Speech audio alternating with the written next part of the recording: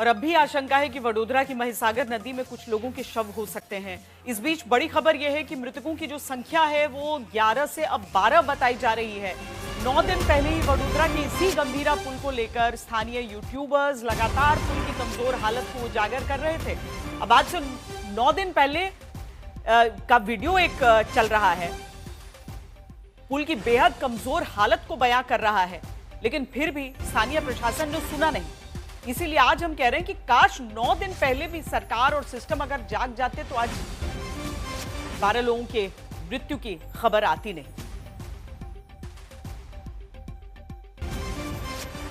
गुजरात एक ऐसा राज्य है जो अपने विकास के लिए जाना जाता है। गुजरात मॉडल की बात होती है। कई राज्यों में अगर इस तरह के हादसे होते हैं तो कहा जाता है कि यहां तो विकास ही नहीं था, कोई बात नहीं। लेकिन जब गुजरात की बात आती है तो लगता है कि ये कैसे हो गया। 40 साल पुराना ब्रिज अतुल बताया जा रहा है, लेकिन अगर हम एक पुल की उम्र के हिसाब से बात करें तो ऐसा भी नहीं है। पर बड़ा सवाल यह है कि उसका मेंटेनेंस, आपने भी जो रिपोर्ट दिखाई है उसमें बताया है कि पिछले साल भी हुआ। अब 9 दिन पहले की भी वो तस्वीरें हम देख रहे हैं जहां पर निरीक्षण के लिए पहुंचे।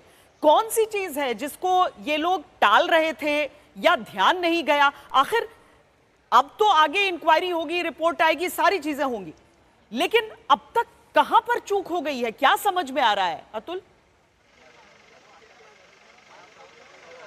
देखिए, आरएनबी विभाग के जो एग्जीक्यूटिव इंजीनियर हैं उनकी तरफ से ये कहा गया कि ब्रिज की आयु 100 साल की थी और स्टेबिलिटी जो रिपोर्ट कुछ समय पहले आई थी उसमें इस ब्रिज में किसी प्रकार की क्षति नहीं पाई गई थी।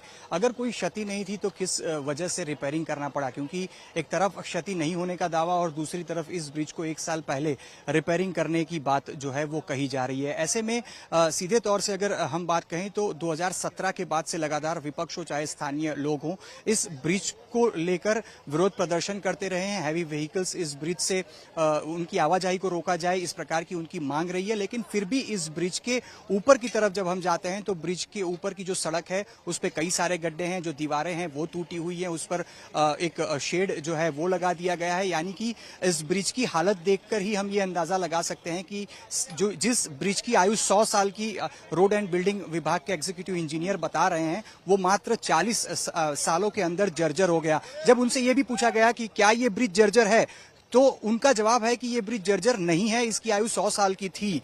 अब ये जवाब ब्रिज टूटने के बाद भी रोड एंड बिल्डिंग विभाग के एग्जीक्यूटिव इंजीनियर की तरफ से दिया जा रहा है। फिलहाल मैं मेरे पीछे की तरफ की तस्वीरें बताने की कोशिश करूंगा। ब्रिज के ऊपर की तरफ जो लाइट्स हैं वो लगाई गई हैं और रेस्क्यू ऑपरेशन फिलहाल जारी है। लेकिन रेस्क्यू ऑपरेशन के बाद यही उम्मीद है कि हो सकता है कि कोई अभी भी इस नदी में जो व्हीकल्स गिरे उसमें फंसे हों। एक ट्रक जो फंसा था उसको बाहर की तरफ खींचने में फिलहाल कामयाबी हासिल हुई है, लेकिन अभी भी एसडीआरएफ, एनडीआरएफ, पुलिस समेत फायर विभाग के जो कर्मचारी हैं उनकी मौजूदगी यहाँ पे लगातार है। लेकिन जब मैंने यहाँ के स्थानीय विधायक से भी बात की तो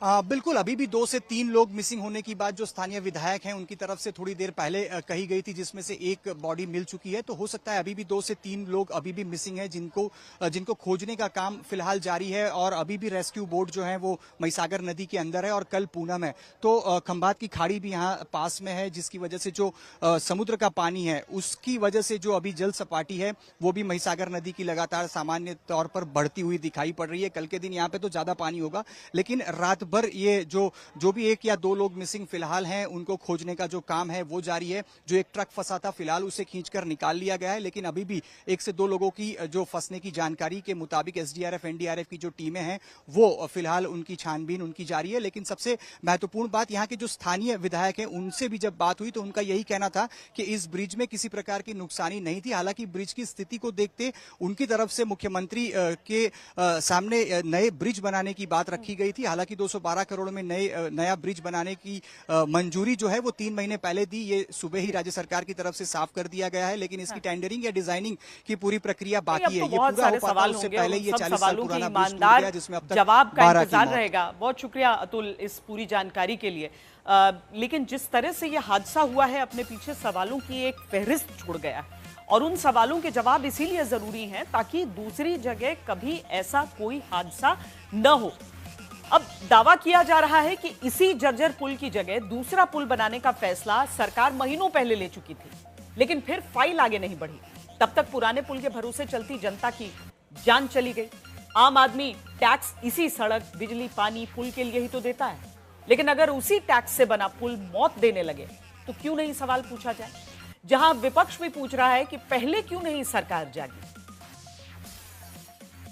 हमने सरकार से बार बार मांग की थी, लोगों ने भी सरकार को लिखित तौर पे बार बार रजूआत की थी कि ये ब्रिज की हालत ठीक नहीं है, उसकी मरम्मत होनी चाहिए, उसकी जो टाइम लिमिट है वो खत्म हो चुकी है, तो उसके लिए नया ब्रिज बनाने की तजवीज होनी चाहिए। लेकिन सरकार ने किसी की नहीं सुनी, सरकार ने उस पर कोई ध्यान नहीं दिया, उसकी वजह से आज ये दुर्घटना हुई है। ये बार बार गुजरात में हो क्या रहा है?